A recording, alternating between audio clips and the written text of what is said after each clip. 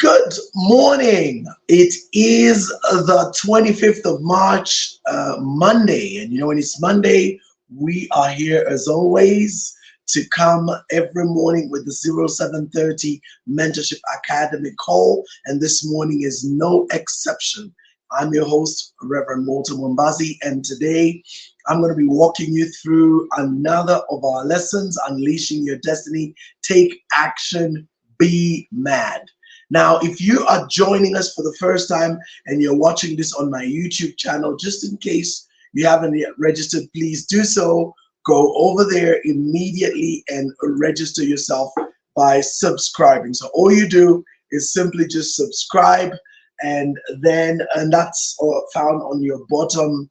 Where am I pointing? That way. Yeah, that's where you'll find the button just right there. Under that particular section, you'll see subscribe. Click on subscribe, and you should be more than able to be receiving notifications concerning these particular calls. I also want to acknowledge all of you that are coming through as always and being a part of this. We are grateful for another morning. Let me also take a moment to mention that we come through every single day of the week. I've had a lot of people asking me about mentorship. I, as Rev Walter, will also be getting into some kind of structured mentorship like the type that Sylvia and Dr. Nelly have. I just haven't gotten around to doing it. I will do it. It's quite a bit of work, and remember, mentoring to a large extent doesn't really pay off in terms of your bread and butter. It's really like just aiding people and guiding them towards what they want to achieve in life. But one of the things I'll be doing is I will be putting together a plan to begin a mentorship structured class, because I've got a lot of inquiries, and so it reaches a point where you just can't keep putting people away. So we'll put a structured program together, but I'll be very, very strict. So I'll do what my good friend Dean Onyambo has done. He's got a really good structured mentorship program, and with mentorship programs, you got to be super strict. So he's done that, and he's only working with the people that are serious. So I noticed that in spite of his popularity, he's got about 15 or so mentees that are consistently structured with him. I think 15 to 20. And so I will do the same. So I'm just working on that. I'm not yet ready for it, but when I am, we will do it. And I also want to mention that we'll have two parallel programs. There will be what I'm going to be calling the In-Saka Theology, or Village Hut Theology, whose aim will be mentorship and growth in the Bible and the understanding of the Bible. So I'll do a lot of that. That's going to become a very structured ministry very, very soon. And then on the other hand, we're going to have mentorship which is relating to just business and general life direction. And that will be a very, very powerful one as well, which will run on a regular basis. So these are the two that will be running. So for the sake of those joining us, every Monday you have yours truly, that's me. Then Tuesdays you have Dr. Sunshine Sylvia. And then on Wednesdays you have the open market.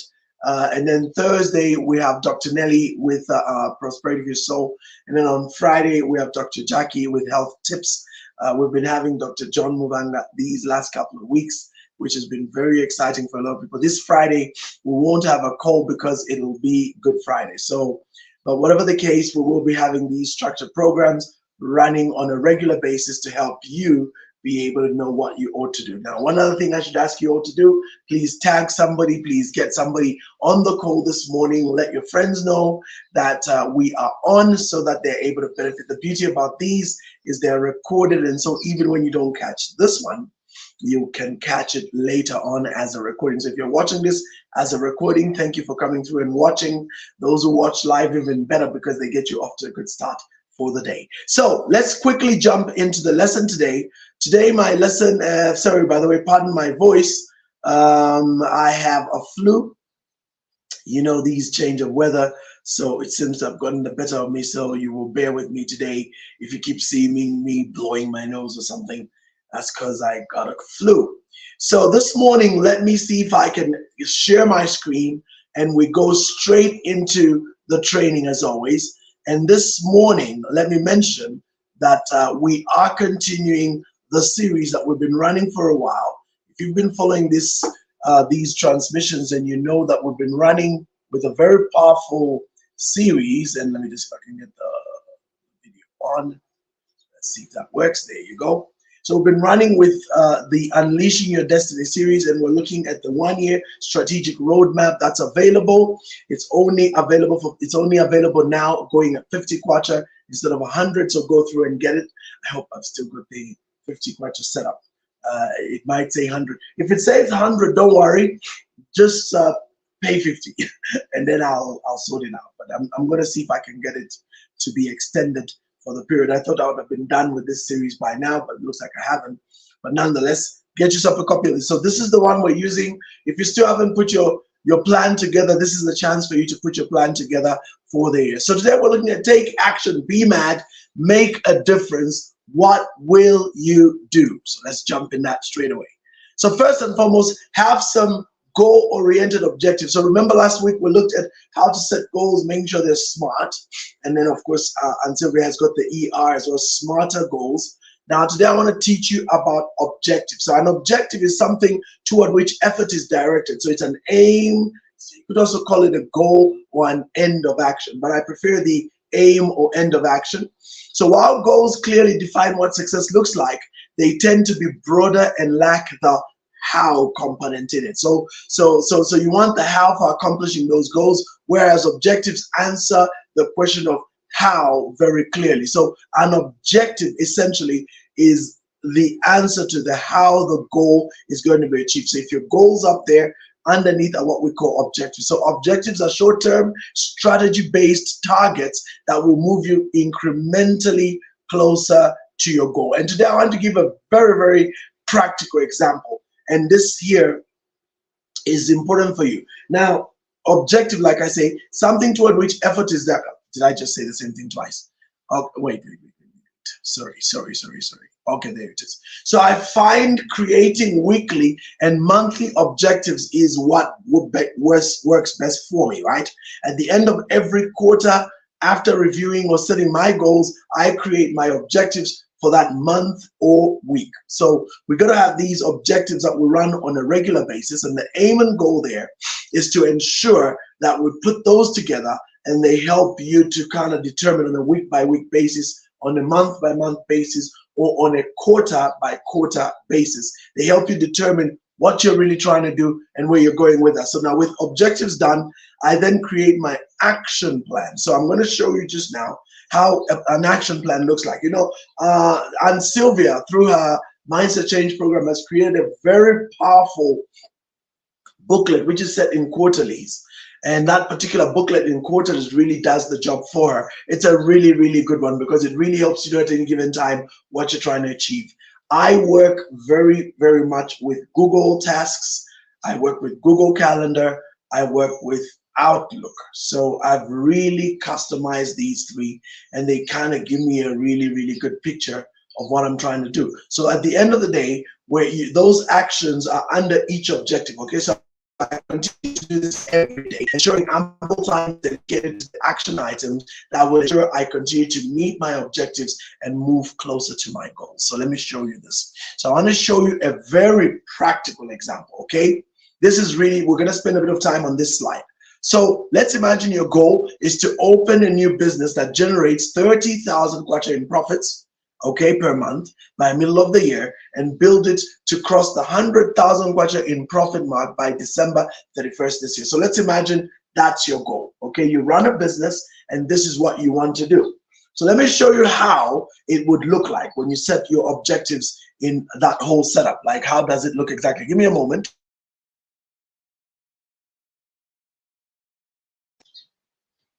As the saying goes, you don't blow your nose in front of the camera.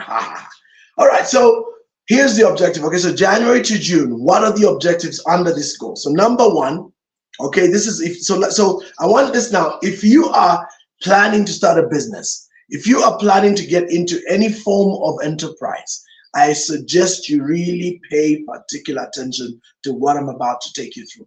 I am giving you a little template that you can use yourself. In fact, those of you who are able to do a screenshot of this slide I've just opened and then use this to help you walk through. So number one, examine business ideas within my community. So your community, look at your community and see what do you have around you that looks like formidable ideas. You'll be amazed. The amazing thing about the mind is once you give it a task, this is something a lot of people don't realize. The mind, when you ask your subconscious a question, it never stops looking for the answer.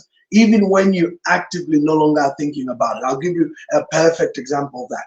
One of the most powerful examples personally is one where you meet a person and you're like, I think I know this person. I know this person. I think I know this person. But your mind is not locking down to who exactly they are.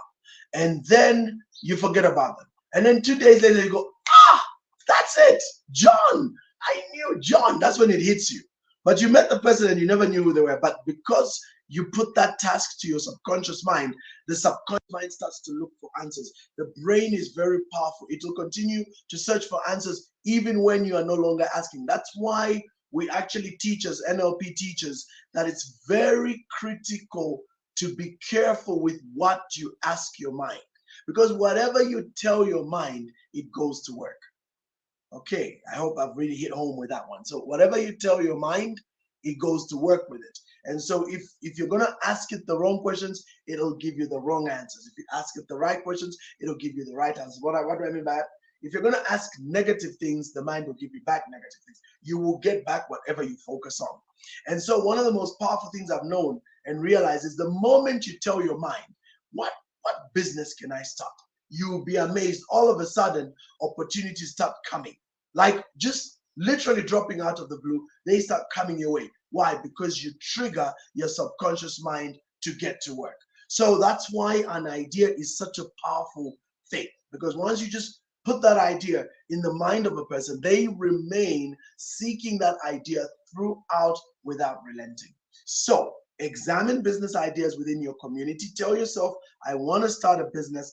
What can you bring my way? So just literally tell your subconscious mind, start to show me ideas, okay? Then consult those already in the same business to determine viability. So in other words, as part of your objectives, decide who are the people you're consulting. I'll get to that. Then number 3, find the most effective ways to commence the business with minimal capital. One of the greatest challenges with a lot of new businesses is they tend to overcapitalize if they have a lot of money, or they overtrade if they're not sure about one business. So they tend to do 2, 3, 4 different things. I always say don't do too many things, especially in the beginning. And secondly, don't overcapitalize. Just put in what exactly is needed by the business. And once you put in what is needed by the business, you run with that. You learn to be resourceful. Do not expend extra money beyond what you have. So that's the way you can minimize the capital outlay. And then generate, all right, find the cheapest source for those goods or services that you're going to be using, whatever they are, whatever you're pursuing, find the cheapest source. And then whatever number it is, then generate the initial input capital using alternative strategies. I like this. You know, this one is where you could ask for the money, you could work and save it, or you could get into a partnership. All right, those are the 3 key ways in which this can work. And then begin operations immediately the above is ready by the end of the month. So you give yourself a period. Can I have all this done by the end of the month? Or maybe do I need something longer, maybe 2 months, 3 months? I mean, whatever works for you. But just make sure that that's what you want. Then plow back all profits. So in other words, once you remove your costs, don't eat the bunny. Put it all back in. That's why for me, capitalizing through borrowing is very, very dangerous and very difficult. And most times a business cannot work because you don't have time to roll your capital and grow it. Instead, you start immediately paying someone back. So you never really have the capital built. And suppose things go wrong, obviously then you're going to lose out. Then grow the capital. So this is an example of objective. So now watch this. Let's see if I've got the action one. So another one again here is to quit my job within the next 12 months, okay, 1 year's time. So suppose you're one of those whose goal is to leave formal employment and get into informal employment. So objectives, first 6 months, carry out a full research on precisely how I am going to achieve this exit. Because remember, why are you in your job? You're in your job because you're looking for money, right? You make a living with this job. You're being paid and it meets your living expenses. So if you're going to leave your job, what is your strategy for doing so? And how are you going to find an alternative income? Number two, there is create a 2-year strategic roadmap and life plan.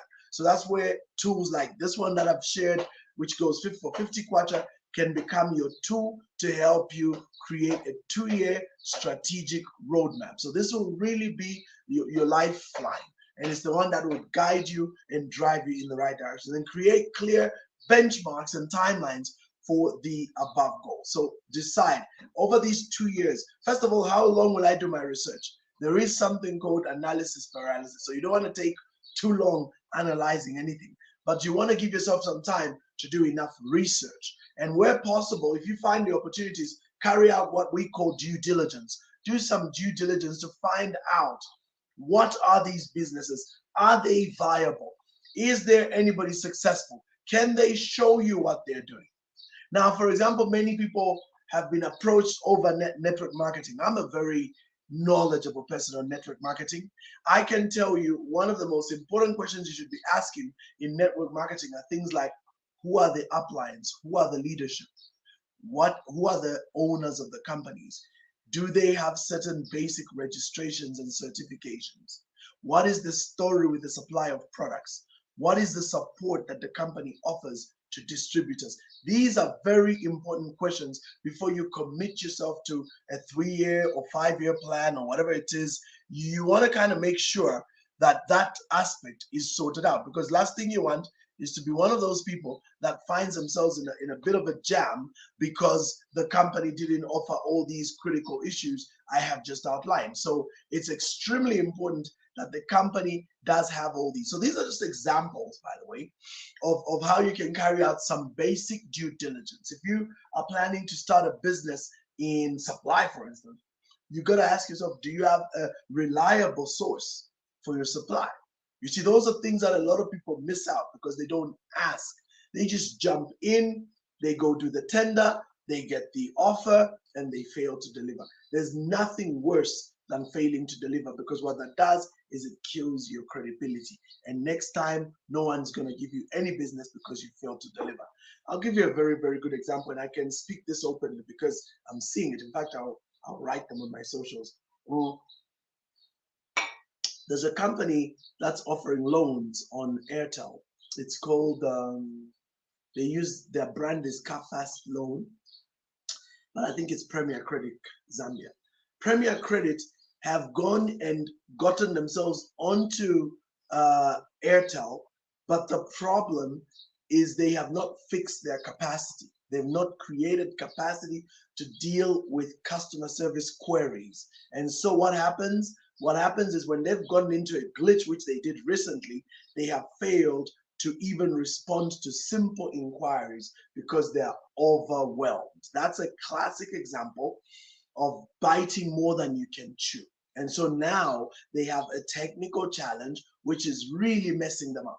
Now, do you know what that does? That kills your credibility. And in many instances, that can actually get you to be thrown out, even by those who you brought on board to be part of what you're doing. In other words, the company that you are using, the platform that you're using, ends up considering that you're not serious enough. So your potential clients might also think that you're not serious enough. So these are some of the challenges that you find one faces simply because they didn't do their homework and they didn't prepare adequately. In other words, the last thing you want to do ever in these things is to get yourself into a situation where you bite more than you can handle.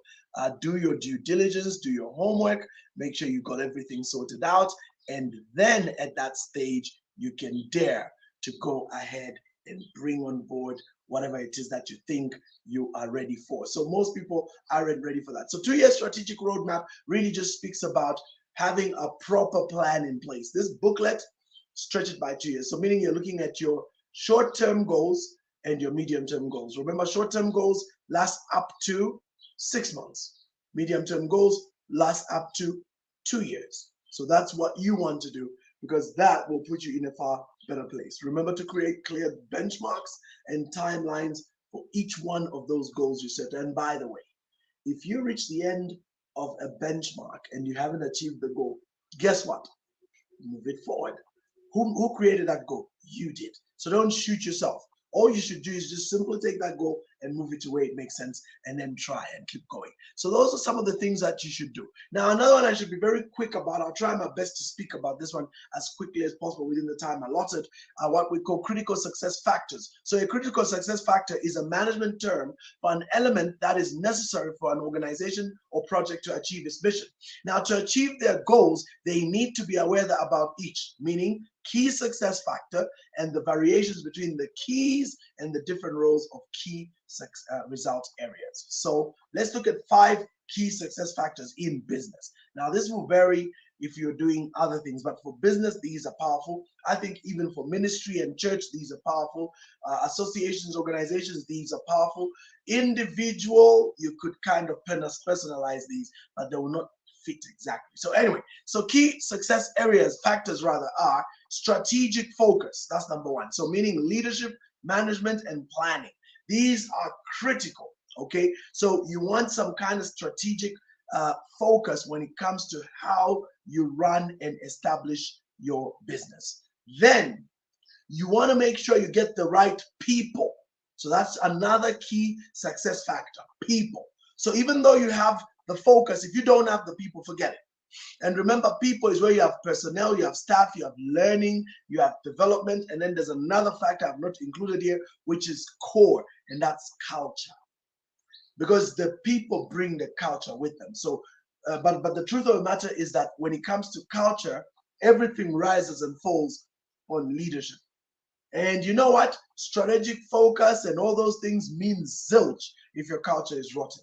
So you want to make sure your culture is in order. And that's why when you bring people in, you as the leader set the pace and the tone. Third is operations. What are your operations? That's where your processes and your work sit. So remember, in strategic management, culture sits on 3 powerful pillars. It sits on people, it sits on processes, or rather, it sits on practices, processes, and oh man, I forgot the third one. I think it's people. I'll have to go into environment. So practices, practices and procedures, people, and of course environment. So these 3 make up culture. Now, when it comes to your operations and the setup of your business, operations are critical as part of your key success factors. So remember, under that you have the processes themselves, you have the work itself. And then that comes to number 4, marketing. This is the 4th key success factor. In marketing, you have customer relations. Now, a good example is what I just gave with these guys, Fast Loan under Premier Credit. They have had a horrible way of managing their customers. I know because I'm talking as a recipient. I am looking at what's going on with them and how they are bumblingly failing to manage that. And I know it's because they have a crisis in their core system. Now, the question is, how do you have a crisis in the core system? Don't you have a fallback position? Many times these organizations don't look at the issue of people. So if a key person exits from your business, you suffer terrible setback because you haven't got the capacity to deal with the crisis that ensues. And in cases where the crisis comes, what's your customer relations scenario? How do you manage your after sales? Because you find that acquiring the customer is one thing, but retaining them with good customer and customer care experience becomes another factor. So sales and then responsiveness itself. If customers come with queries, how quickly are you able to respond and resolve their issues? Again, we discover that many companies fail lamentably to do that. And so they end up with a situation like the one I'm giving an example of. And then number 5 key success factor is finances. That's a very big one.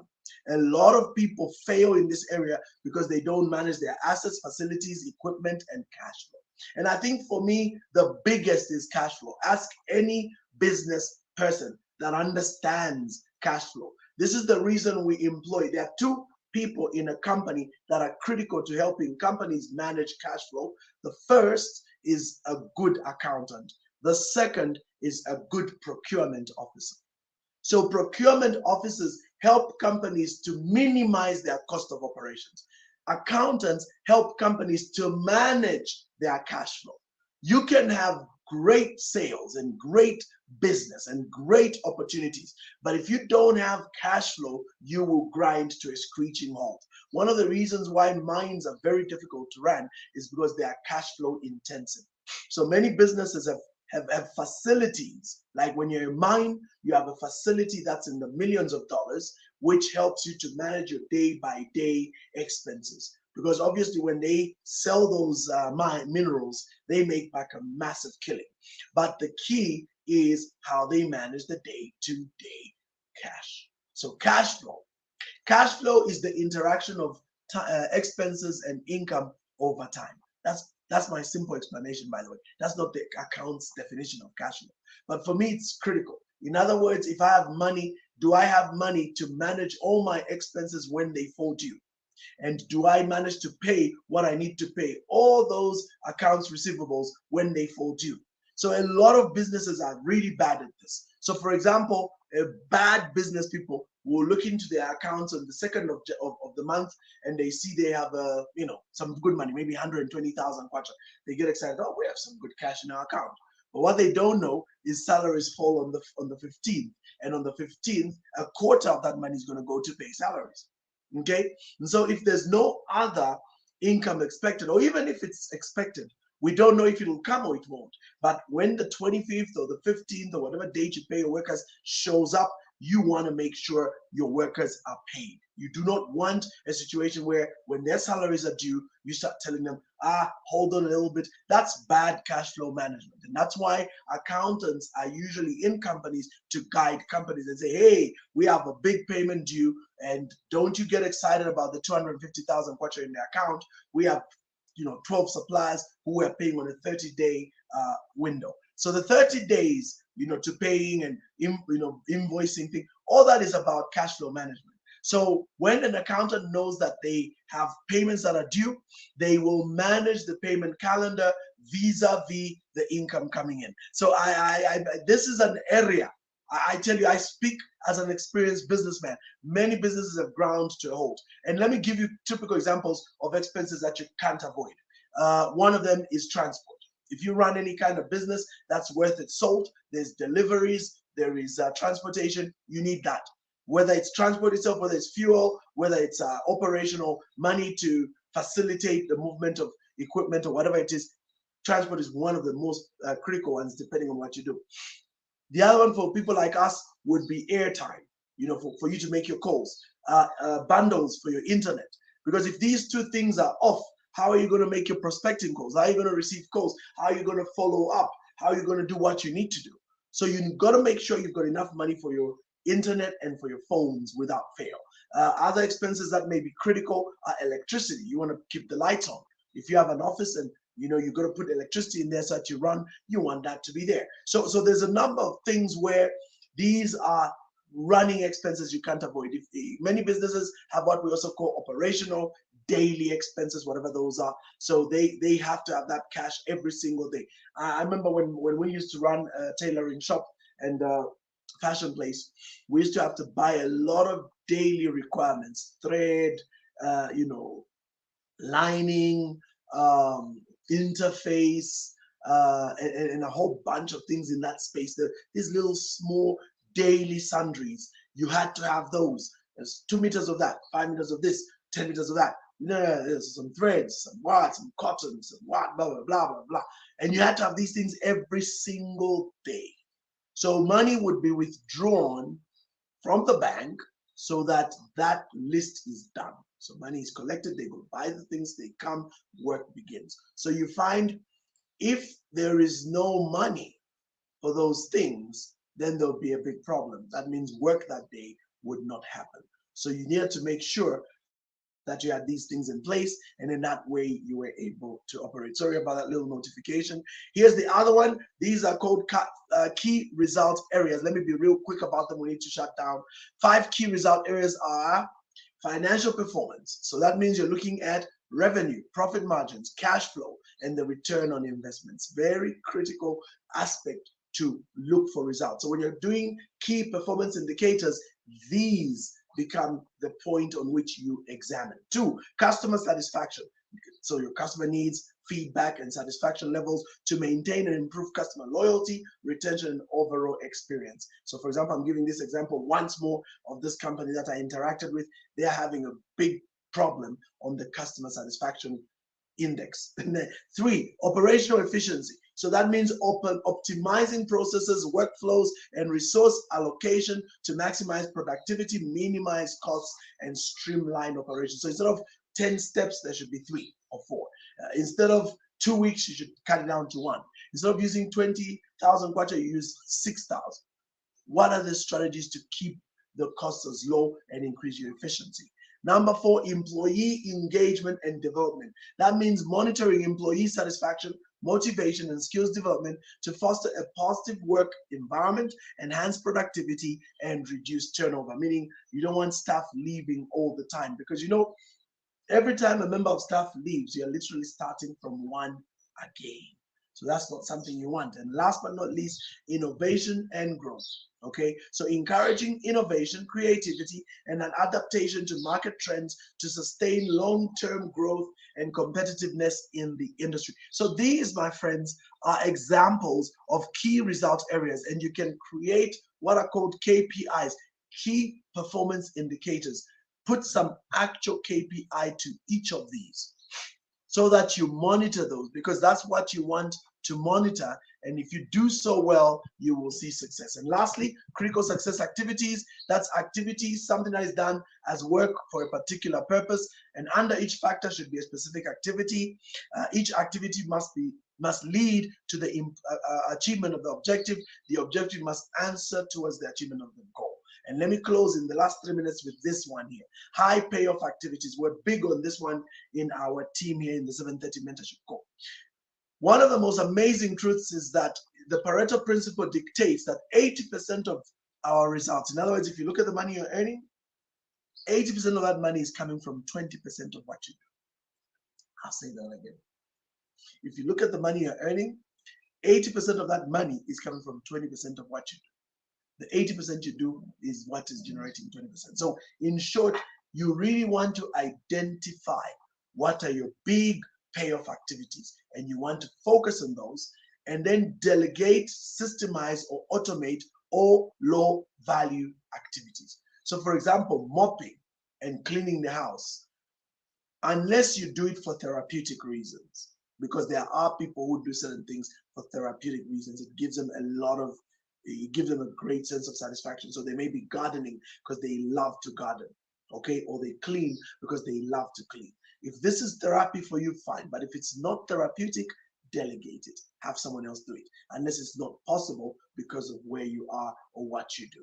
So there are things that you can learn to systemize. So administration, for instance, in many instances, administration can be very time consuming.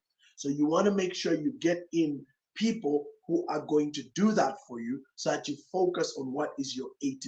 Where's your greatest money coming from? Where's your greatest returns coming from? Focus on that. Put more time in that. And then whatever you're not really receiving money from, delegate and pass over to someone else to do it. So this is something that I've found extremely powerful. And when it's done right, it can bring you great dividends and returns. So on that note, get yourself going with the 1-year strategic roadmap, which is available right now still at 50 kwacha. Make sure you get a copy of that.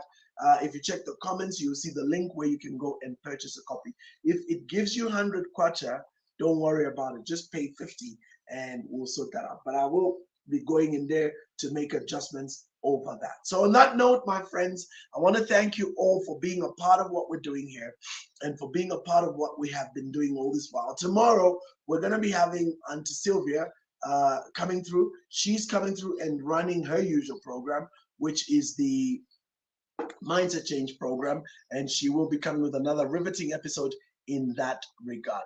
So from myself and everybody else here, I want to thank you guys for being a part of what we're doing. And we look forward to have you tomorrow.